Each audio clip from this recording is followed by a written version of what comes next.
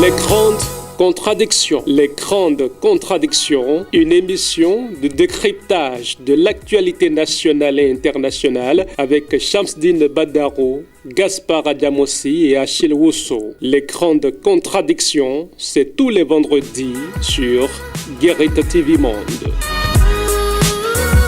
Depuis le studio principal de Guérite TV Monde, nous vous présentons à nouveau ce numéro de votre émission Les Grandes Contradictions. Nous sommes vendredi 15 septembre 2023 à Chiloussou.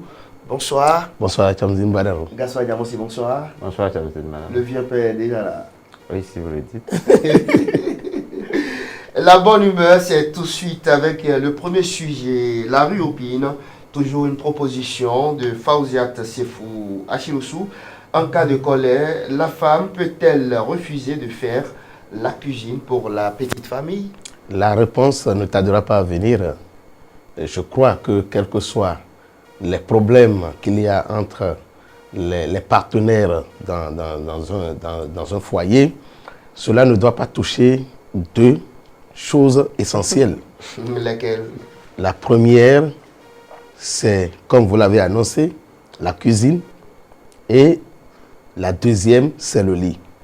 Ces deux choses-là sont essentielles dans un couple, dans un ménage, si l'un ou l'autre des partenaires n'est pas dans la dynamique de casser le foyer. On ne doit pas. Et je crois que les quelques conseils que les parents prodiguent à leurs enfants, surtout les filles, avant donc qu'elles rejoignent la maison de leur conjoint, c'est au moins de leur dire qu'elles ont l'obligation de donner, de bien donner à manger à leur homme et de le satisfaire au lit. Et donc, c'est pourquoi on dit qu'il y a deux endroits de l'homme que la femme doit préserver, le ventre et le bas-ventre. Et le bas-ventre. Gaspard Adjamossi, même avis? Non, oui, le oui. Ventre et le bas-ventre. Bon, oui, oui. Bon, c'est des piliers essentiels quand même d'une vie à deux, d'un couple. Maintenant, si en cas de colère... Vous dit les piliers de l'islam. Non, ça ne les piliers de la famille. Ça ne serait être les piliers d'une religion, absolument pas. Allez-y, maintenant, si c'est en cas de colère, moi, la question que je me suis posée dès que le sujet m'a été dite, je me suis dit, cela suppose qu'elle ne va pas manger elle non plus. Parce que si elle ne prépare pas, comment va-t-elle faire? Elle va on dit aux enfants, à manger aux enfants. Non, on a dit elle ne prépare pas pour le foyer. Oui. Qui on veut affamer? C'est le mari ou bien c'est tout le monde? C'est ça que je ne comprends pas. Elle peut prendre ses dispositions pour donner à manger aux enfants et se gérer elle-même. Non, mais là, c'est dangereux. C'est dangereux dans un couple parce que c'est donner le prétexte à l'homme, n'est-ce pas, d'aller manger là où il le souhaite. Et là où il le souhaite, ce n'est pas forcément d'aller acheter à manger. Hein. Donc, je crois que c'est hyper dangereux. Quels que soient les problèmes dans un couple, vous ne pouvez pas refuser de servir le repas à votre mari, de préparer d'abord le repas et de servir le repas à votre mari. Lui, peut-être par colère, peut refuser de manger. Là, c'est un autre débat. Mais le repas doit être disponible parce que si le repas n'est pas disponible, et comme l'homme l'a dit, Achille aussi, si le lit n'est pas disponible, l'homme a toute la latitude d'aller se servir ailleurs et ce ne serait pas bon pour le foyer. De la polygamie, par exemple, pour éviter ces genres de situations. Non, là, cette question arrive comme une question colle. Non. Il a toujours été contre.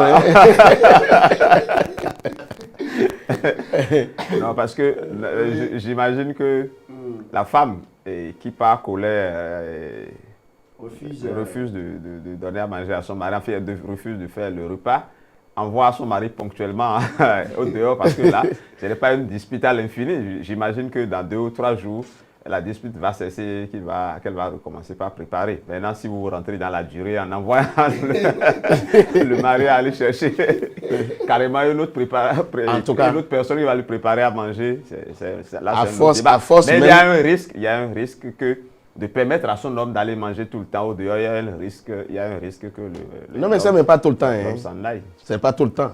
Le fait même d'aller manger 1 ou 2 fois, ça peut suffire pour qu'il ne retourne plus. Parce qu'on ne connaît pas la composition. On ne connaît pas la composition et à force donc de goûter à une autre marmite, on finit donc par découvrir que c'est encore plus bon ailleurs. Il y a des femmes, il vaut mieux dire les marmites. Il vaut mieux dire les marmites. C'est pas seulement les casseroles. Quand on dit à de laisser le mari aller goûter à une marmite, c'est pas une marmite à d'autres marmites. Il ne faut pas voir en termes de marmite seulement casserole. Il peut prendre goût effectivement. Bon. Parce qu'il y a des dames, attention, quand elles préparent, elles préparent. Je vous ai toujours dit qu'il y a un risque. C'est que chaque femme veut toujours avoir un parapluie. C'est-à-dire avoir un homme dont elle souhaite porter le nom, quoi. Et comme selon votre théorie, elles sont nombreuses à être libres. Elles sont vraiment nombreuses à être libres. Donc je crois qu'il faut vraiment l'éviter. Lorsque vous envoyez votre homme dehors, vous risquez de la perdre parce que d'autres sont à l'affût pour donc arracher la proie à la première occasion. Oui. Bon, souvent, j'ai l'habitude d'équilibrer ces genres de sujets-là parce que il ne faut pas seulement voir le côté femme. Il y a le côté homme aussi. Oui, il y a le côté homme aussi. Est-ce que l'homme a donné de l'argent? Bon. Non, il peut, l'homme, de la colère, oui. Pas colère aussi, l'homme peut ne pas donner l'argent du repas ou peut ne pas faire ce qu'il faut. Et dans ce cas aussi... Il devient inconscient carrément. Bon, oui, évidemment. Il n'a même pas droit à réclamer le repas dans ces conditions-là. Il faut qu'il donne de l'argent. Tu peux donner et ne pas manger, c'est autre chose. Voilà. Maintenant, si tu donnes et on ne prépare pas... C'est encore autre chose et ça devient... Exactement. Et ça passe. Voilà, non. Il ne faut pas se cacher derrière une supposée colère et ne pas donner de l'argent. En tout cas. Voilà. Bon. Donc, nos dames aussi, elles exagèrent parfois là. Ou bien chez nous. Bon. C'est le cas chez vous? Bon, ce qui est sûr, ça arrive. Bon, non, ce que je vais dire, c'est que chez nous... Je ne parle pas de votre... non, je comprends. Je parle de devant là-bas. Je comprends ce que vous dites. Mais ici, c'est difficile à dire parce que déjà, à la fin du mois, la popote est libérée. Donc, ce n'est pas lorsqu'une colère arrive qu'on peut encore s'empêcher de ne pas donner de l'argent pour préparer. Mais, comme vous l'avez annoncé, comme le sujet le dit, j'allais dire, ici, il s'agit donc de ce que la popote est disponible, mais on se permet donc de ne pas préparer. Et puis bon, bonjour les dégâts. Raison pour laquelle un homme normal doit avoir 2 femmes, Vous insistez beaucoup. C'est une situation.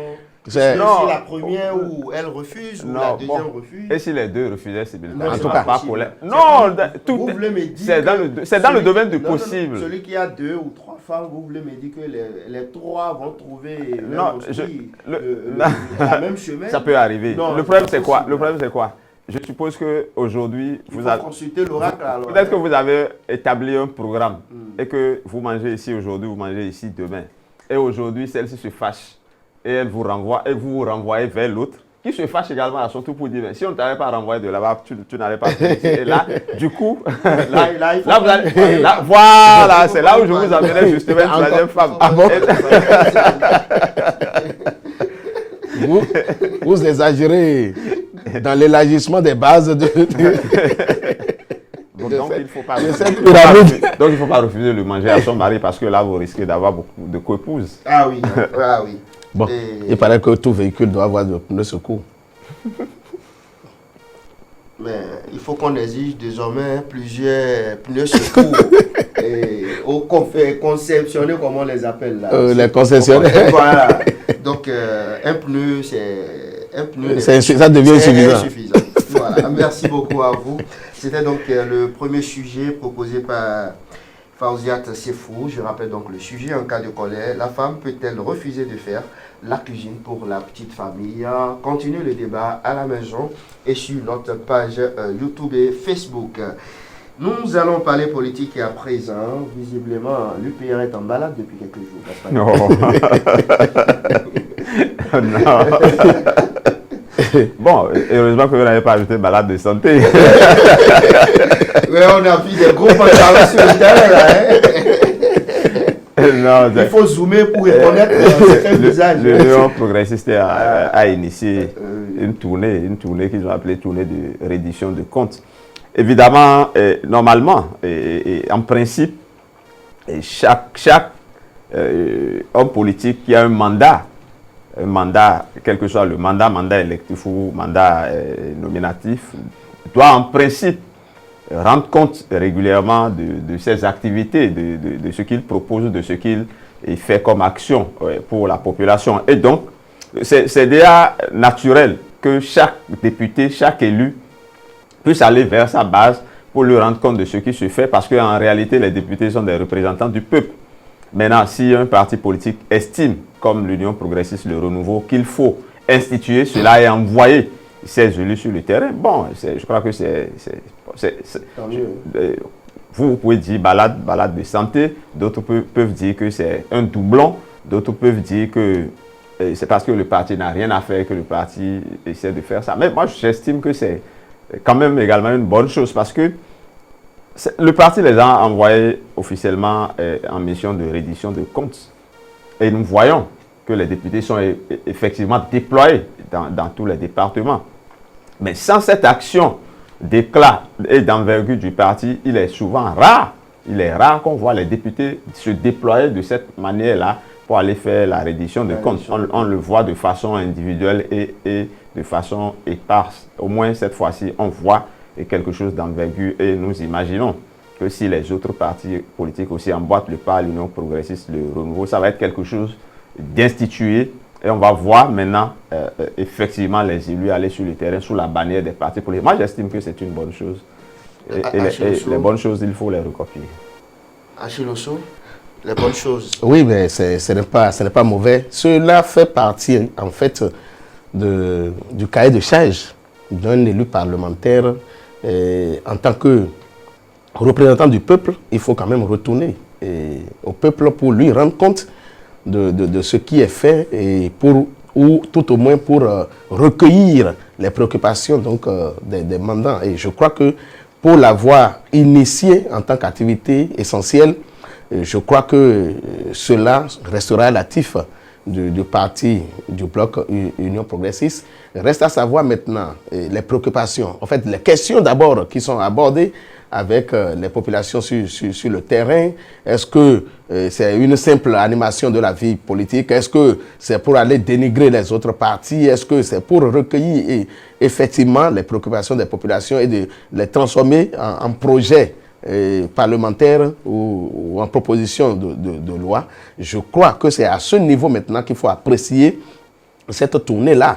Bon, ça initie aussi ceux qui n'ont jamais été députés, ça les met véritablement donc, dans cet exercice donc, de représentants du peuple.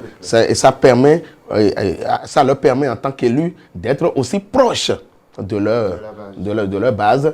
Mais il faudrait quand même que, à la fin donc, de cette activité-là, que le parti prenne l'initiative de rendre compte de ce qui a été, des préoccupations qui ont été recueillies et donc peut-être d'en faire des actions pour impacter ou pour régler un tant soit peu les difficultés des populations. Gaspard aussi, intervention militaire au Niger, grande mobilisation des démocrates ce samedi, demain.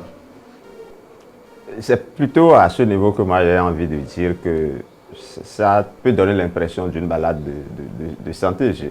Je veux être un peu dur avec les démocrates parce que j'estime que ce débat-là est un débat vidé. La question de l'intervention militaire, à mon sens, n'est plus tellement d'actualité. C'est un débat vidé. Et je crois que c'est les premières heures du coup d'État et la volonté d'intervenir de la CEDEAO qui avait fait le chou gras de l'actualité. Chacun avait donné déjà son opinion. Voilà, c'est vrai que nous sommes face à un parti de l'opposition, mais il faut trouver des sujets sérieux sur lesquels titiller le pouvoir. Je pense que c'est un débat actuellement presque vidé.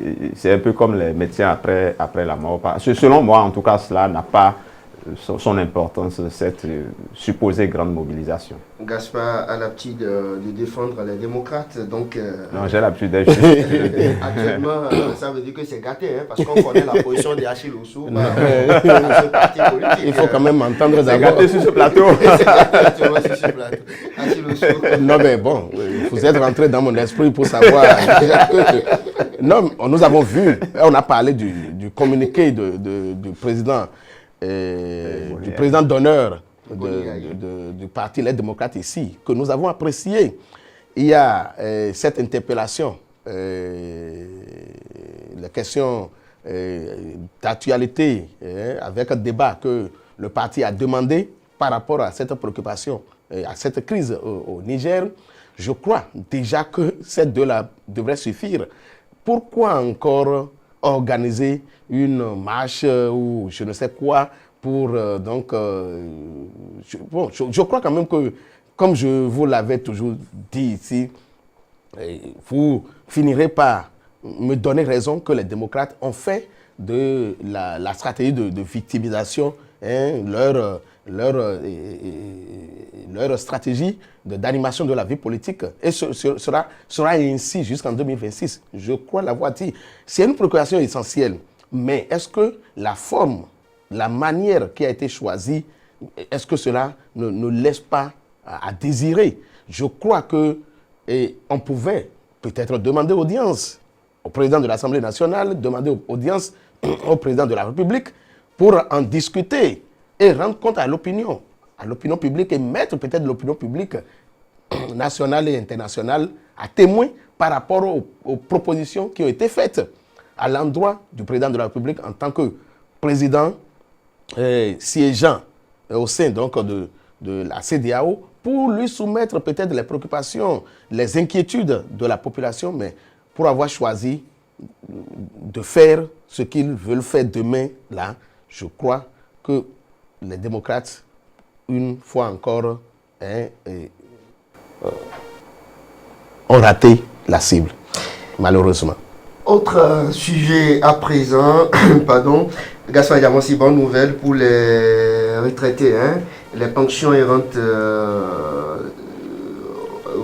servies aux assurés de la CNSS, revalorisées par le gouvernement.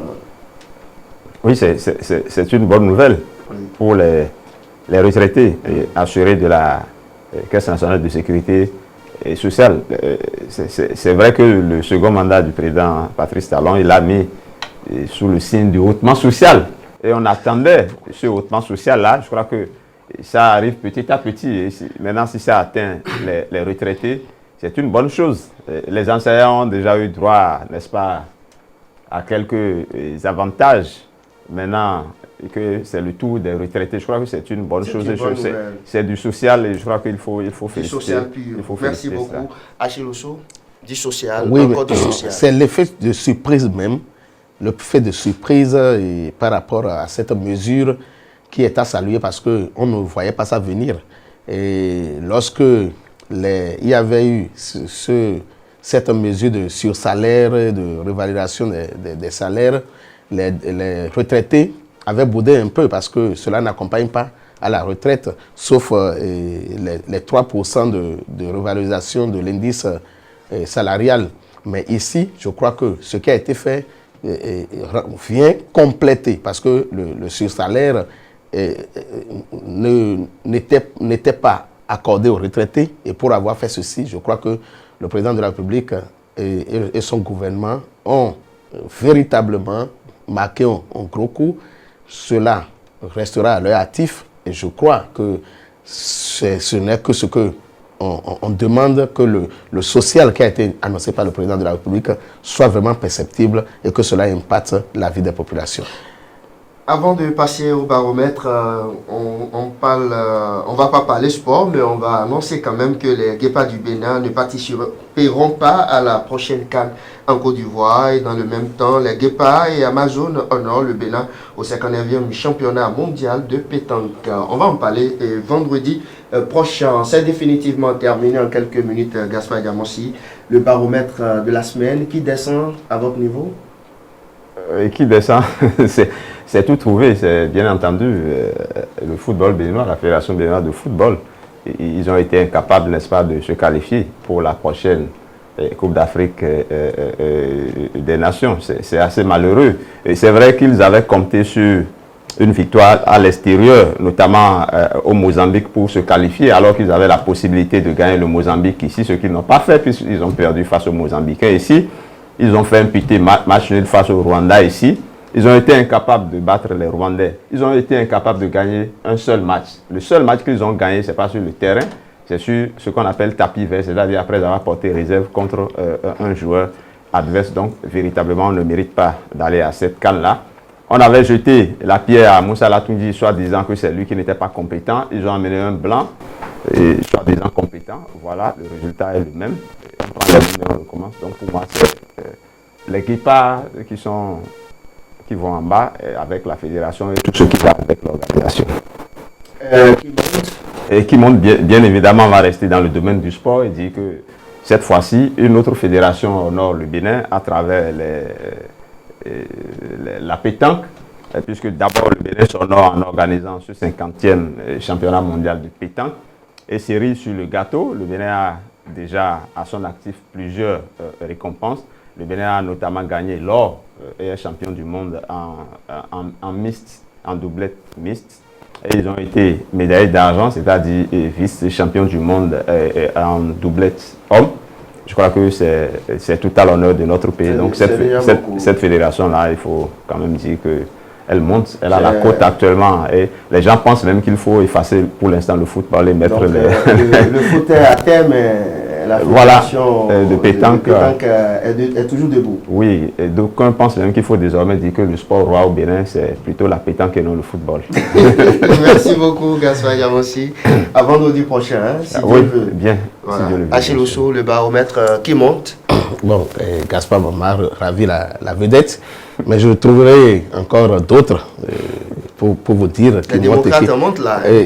Vous l'avez bien trouvé, les démocrates descendent dans les profondeurs des eaux. Vous l'avez bien trouvé, merci pour m'avoir aidé. Moi je parle du haut. Oui, qui monte, c'est le gouvernement pour avoir pris cette mesure donc, de revoir les conditions de vie des retraités au Bénin. Ah, vous êtes déjà à la retraite aussi là. Au Bénin, ça reste un peu. Priez pour moi, et ça reste encore beaucoup. Ça reste encore beaucoup. D'accord. Nous allons prier pour vous. Passer au palais alors. Merci beaucoup. À vendredi prochain. À vendredi prochain. Si Dieu le veut. Hein. Oui, merci beaucoup Alphonse Boton, Kabirou Agadi, Patrice Ayonton, Evelyne Dossou. Ce sera donc tout pour ce numéro de votre émission Les Grandes Contradictions. À vendredi prochain. Au revoir. Grandes contradictions, une émission de décryptage de l'actualité nationale. Les grandes contradictions, les grandes contradictions, une émission de décryptage de l'actualité nationale et internationale avec Shamsdine Badaro, Gaspard Diamossi et Achille Osso. Les grandes contradictions, c'est tous les vendredis sur Guérite TV Monde.